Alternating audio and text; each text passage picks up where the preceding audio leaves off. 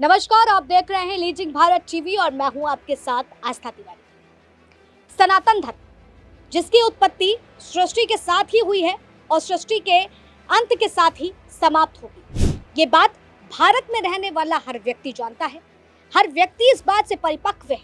लेकिन उसके बाद भी देश में हमने देखने को मिलता है कि जब भी हिंदू सनातन धर्म से जुड़ी कोई भी बात होती है, चाहे वो देवी देवताओं से जुड़ी हो या फिर मंदिर या आस्था के प्रति, अक्सर उसको एक नए मोड़ की तरफ ले जाया जाता है। राजनीति के चंद मायनों में उसे देखा जाता है और राजनीति इस प्रकार की कि मजार में माथा टेकने तो व्यक्ति पहुंच जाता है, लेकिन जब मंदिर की बात आती है तो कुछ अलग ही चीजें देखने को मिलती है। कोई नेता अगर हिंदुत्व की बात करता है तो विरोधी दल उसके ऊपर हावी होते हैं। ये अभी से नहीं, बहुत समय पहले से ही चलता चला आ रहा है। अब ये बात उठी कहाँ से, विवाद उठा कहाँ से, वो आपको बताते चलते हैं। देखिए, उत्तर प्रदेश के मुख्यमंत्री योगी आदित्यनाथ या फिर सूबे का मुखिया कह लो, अगर वो देवी देवताओं से जुड़ी कोई बात कहते हैं, सनातन धर्म के लिए कड़े फैसले लेते हैं, या फिर अगर मंदिर को मंदिर कहते हैं तो विवाद छिड़ता है। ज्ञानवापी मस्जिद को ज्ञानवापी विश्वनाथ कहते हैं तो देश में विवाद छिड़ता है। और विवाद ऐसा कि मठाधीश से माफिया की तुलना की जाती है। यह खुद तुलना समाजवादी पार्टी के नेता अखिलेश यादव, जो खुद सपा सुप्रीमो हैं, उन्होंने बात कही है, जो कि खुद अखिलेश यादव हैं और अखिलेश यादव एक हिंदू समाज से आते हैं और मठाधीश का अस्तित्व क्या है, उसकी बुनियाद क्या है, वो सब कुछ बहुत अच्छे से समझते हैं। लेकिन उसके बाद भी उन्होंने इस मुद्दे को उठाया। दूसरी तरफ हम क्या देखते हैं, राहुल गांधी, नेता प्रतिपक्ष जो राहुल गांधी हैं, वो लगातार हिंदुत्व का बड़ा नेता बताते हैं अपने आप को, बड़ी बड़ी बातें करते हैं। हिंदू के मंदिर में भी अब उन्होंने जाना शुरू कर दिया है। लेकिन जब बात राम मंदिर में दर्शन करने की आती है, प्राण प्रतिष्ठा में उनको जब आमंत्रित किया जाता है तो वो वहाँ पर नहीं पहुँचते। लेकिन सदन में भगवान शिव की तस्वीर लेकर के बड़ी बड़े बातें और जुमले करते हैं। क्या करते हैं?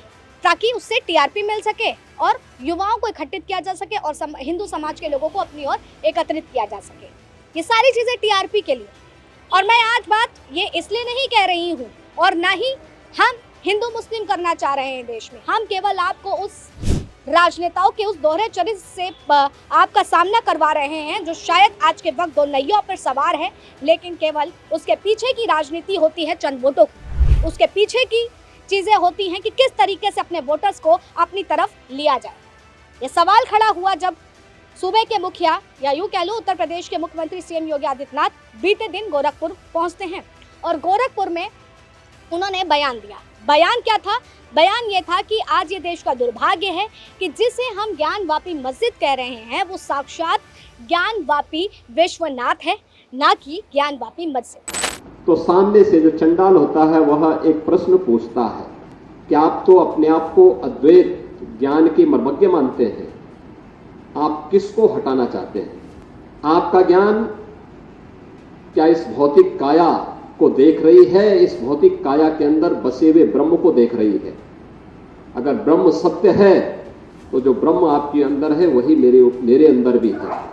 और इस ब्रह्म सत्य को जान करके अगर आप इस ब्रह्म को ठुकरा रहे हैं तो इसका मतलब आपका ये ज्ञान सत्य नहीं है। तो उन्होंने, वही भौचक थे, एक चंडाल के मुंह से इस प्रकार की बात। उन्होंने कहा कि आप कौन हैं, मैं जानना चाहता हूं। उन्होंने कहा कि जिस ज्ञान व्यापी की साधना के लिए, दुर्भाग्य से वो ज्ञान व्यापी आज लोग उसको दूसरे शब्दों में मस्जिद कहते हैं, लेकिन वो ज्ञानवापी साक्षात विश्वनाथ ही है। अब इसको लेकर के लगातार विरोधी दलों ने इसको एक टारगेट बनाया, एंगल बनाया और इस पर विवाद छेड़ना शुरू कर दिया। काशी विश्वनाथ मंदिर और बनारस के साक्ष्य देने की आज शायद किसी को जरूरत नहीं है, क्योंकि काशी विश्वनाथ मंदिर अपने में क्या है और वहाँ का इतिहास क्या है वो ये बात हर कोई जानता है। और आज भी वो साक्ष्य जो हैं धरातल पर मौजूद हैं, बनारस की हर गली में मौजूद हैं, जहाँ पर ये इस बात का जिक्र है कि वहाँ पर काशी विश्वनाथ मंदिर भी है और साथ ही साथ वहाँ पर खुद महादेव विराजते हैं और महादेव वहाँ पर रहने भी आए। लेकिन चंद वोटों के लिए और चंद कुछ राजनीतियों के लिए इस बात को बड़ा जिक्र बनाया गया। अब इसमें समाजवादी पार्टी हो और तमाम बड़े नेता हो, किस तरीके से इसको एक एंगल देते हुए नजर आ रहे हैं वो आपको बता देते हैं। क्या कुछ वो कह रहे हैं जरा उस बात को समझिएगा। मैं आपके अगर मेरी साइड लाइन की स्क्रीन पर दिख रहा हो तो आप समझ पा रहे होंगे। जो बयान आए हैं वो मैं आपको पढ़ के सुना देती हूँ। समाजवादी के पार्टी के प्रवक्ता हैं अब्बास हैदर, जो कह रहे हैं कि ऐसा लगता है कि योगी आदित्यनाथ अदालत का सम्मान नहीं करते हैं। मामला अदालत में लंबित है। यह दुर्भाग्य है कि मुख्यमंत्री ने संविधान की शपथ ली है, लेकिन ऐसा लगता है कि वह अदालत का उचित सम्मान नहीं कर रहे हैं। अपने निहित अपनी राजनीति हितों के लिए वह समाज को विभाजित कर रहे हैं। हैदर ने कहा, भाजपा को जनता द्वारा दिया गया जनादेश यह भी दर्शाता है कि उन्होंने लोगों से जुड़े मुद्दों पर बात नहीं करी। अगर सूबे का मुखिया हिंदुत्व की बात करता है, भारतीय जनता पार्टी हिंदुत्व के मुद्दे को उठाती है, तो उसको पूरी तरीके से बता दिया जाता है कि आप वाकई असल मुद्दे पर बात नहीं कर रहे हैं। क्या विरोधी दल ने कभी हिंदुत्व के मुद्दे पर बात करी?